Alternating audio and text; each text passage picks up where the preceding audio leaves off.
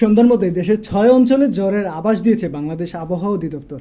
এসব অঞ্চলে সর্বোচ্চ ৬০ কিলোমিটার বেগে জ্বর হতে পারে বলে জানিয়েছে সংস্থাটি।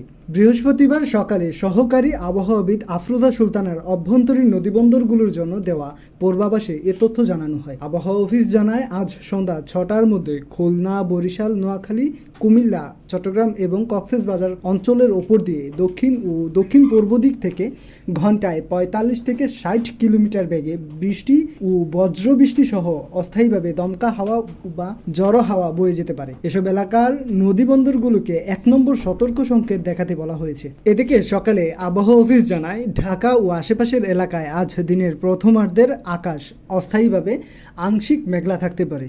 একই সঙ্গে হালকা থেকে মাঝারি ধরনের বৃষ্টি বা বজ্রবৃষ্টি হওয়ার সম্ভাবনা রয়েছে। এ সময় দক্ষিণ বা দক্ষিণ পূর্ব দিক থেকে ঘন্টায় ১০ থেকে ১৫ কিলোমিটার গতিবেগে বাতাস বয়ে যেতে পারে। এতে করে গরম কিছুটা প্রশমিত হতে পারে। আবহাওয়া অফিস আরও জানিয়েছে, আজ দিনের তাপমাত্রা সামান্য কমতে পারে। সকাল ৬টায় রাজধানীতে তাপমাত্রা ছিল ২৭.২ ডিগ্রি সেলসিয়াস এবং বাতাসের আর্দ্রতা ছিল ৯০%। বুধবার সর্বোচ্চ তাপমাত্রা রেকর্ড করা হয়েছিল ৩২.৫ ডিগ্রি সেলসিয়াস।